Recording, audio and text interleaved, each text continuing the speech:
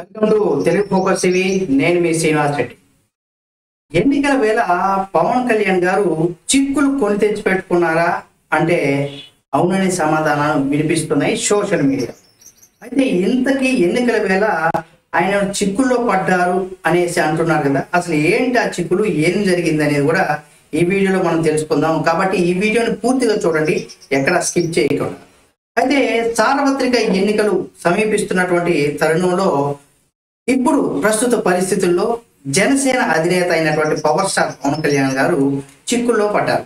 ఎందుకంటే న్యాయపరమైనటువంటి ఇబ్బందులు కూడా ఇక్కడ ఆయనకి ఎదుర్కొంటూ ఉన్నారు. కోర్టు నుంచి నోటీసులు కూడా అందుకున్నారు. అయితే రాజకీయ పార్టీలు అందరికి కూడా, ప్రతి రాజకీయ నాయకులు కూడా కోర్టు నుండి నోటీసులు రావడం సహజం. అంటే ఏదో ఒక వీళ్ళేదో ర్యాలీలు చేశారనో, నిరాహార దీక్ష చేశారనో, ఏదో ఒక ఇష్యూ మీద అయితే 100% వీళ్ళు ప్రభుత్వానికి వ్యతిరేకంగా పోయినప్పుడు ఏ రాజకీయ పార్టీ నాయకులకైనా సరే కొంత నోటీసులు అయితే పంపిస్తున్నారు. ఈ పన్నారు అనేది, ఈ విధంగా మాట్లాడారు, మమ్మల్ని అవమానించారు, మా మనోభావాలు దెబ్బతిన్నాయి, ఇలాంటివన్నీ కూడా వినిపిస్తూ ఉంటాయి. అయితే విచారణకు హాజరు కావాలి అనేసి కూడా అలాంటి పరిస్థితి కూడా ఇప్పుడు పవన్ కళ్యాణ్ గారు ఎదుర్కోబోతున్నారు.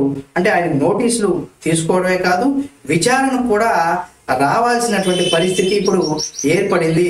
ఇంతకీ ఏంటి, ఎందుకు విచారణకు రావాలి, ఎందుకు ఆయన నోటీసులు ఇచ్చారని కదా మనం చూసినట్లయితే వాలంటీర్లకు వ్యతిరేకంగా అనుచితమైనటువంటి వ్యాఖ్యలు చేశారనేసి కూడా ఆరోపణలు కూడా పవన్ కళ్యాణ్ గారు కొంత ఆరోపణలు ఎదుర్కొంటున్నటువంటి విషయం మనకు తెలుసు. ఎందుకంటే గత ఏడాది కనుక మనం చూసినట్లయితే, అంటే ఏప్రిల్లో నిర్వహించినటువంటి వారాహి యాత్ర ఏదైతే ఉందో, ఈ సందర్భంగా ఆయన వాలంటరీ వ్యవస్థ ద్వారా ప్రభుత్వం ప్రతి దానికి సంబంధించి కనుక మనం చూసినట్లయితే వ్యక్తిగతమైనటువంటి సమాచారం, అంటే ఇప్పుడు ఈ వాలంటరీ వ్యవస్థ ఏం చేస్తుందంటే, ప్రభుత్వం చెప్పి ఆ ప్రభుత్వమే వాలంటరీ వ్యవస్థ నిర్వహించింది కాబట్టి, అంటే అపాయింట్ చేసింది కాబట్టి, ప్రతి ఒక్కరి వ్యక్తిగతమైనటువంటి సమాచారం ఏదైతే ఉందో దాన్ని సేకరిస్తున్నారు అంటూ కూడా ఈయన చెప్పడం జరిగింది. ఒంటరి మహిళలను వాలంటీర్లు కిడ్నాప్ చేస్తున్నారని కేంద్ర ఇంటెలిజెన్స్ వర్గాల ద్వారా తమకు సమాచారం అందిందంటూ కూడా ఒక సభలో పవన్ కళ్యాణ్ గారు చెప్పారు. దాంతో ఏకంగా, అంటే అలా చెప్పడం పాటు దాంతో చెప్పడమే కాకుండా రాష్ట్రంలో 30,000 మంది అమ్మాయిలు కనిపించకుండా పోయారంటూ కూడా ఆయన చెప్పుకొచ్చున్నారు.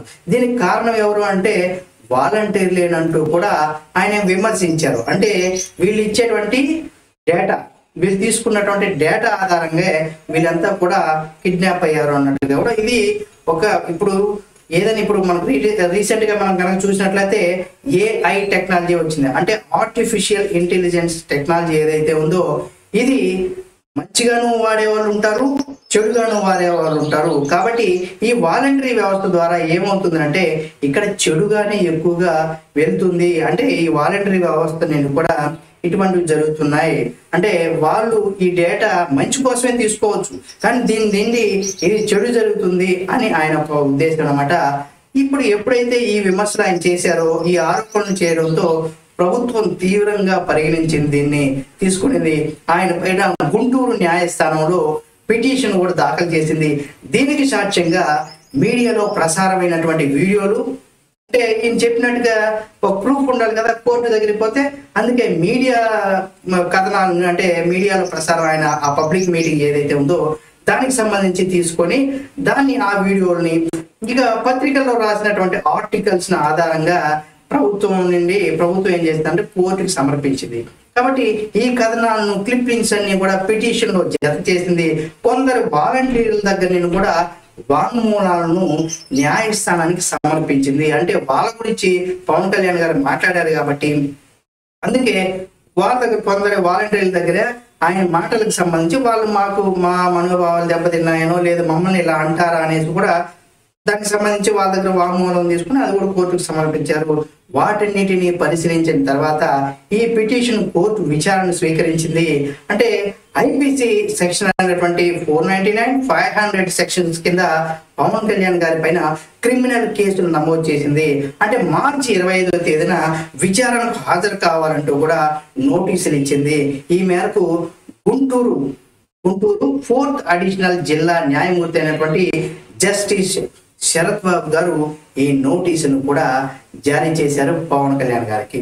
చూశారు కదండి, మనకి పవన్ కళ్యాణ్ గారు ఇక్కడ మనం చూసినట్లయితే ఈ నోటీసులు ఎందుకు అంటే ఎన్నికలకు ముందు ఆయన ఎందుకు కష్టాలు కొని తెచ్చుకున్నారు, ఇది ఈ వీడియో. మీకు నచ్చినట్లయితే లైక్ చేయండి. ఇది ఇందులో మంచి చెడులకు సంబంధించి కూడా మీరు కూడా మీ యొక్క అభిప్రాయాన్ని కామెంట్ రూపంలో తెలియచేయండి. మరిన్ని వీడియోల కోసం మన Telugu focus TV channel subscribe చేసి పక్కనే ఉన్న బెల్ బటన్ నొక్కడం మాత్రం మర్చిపో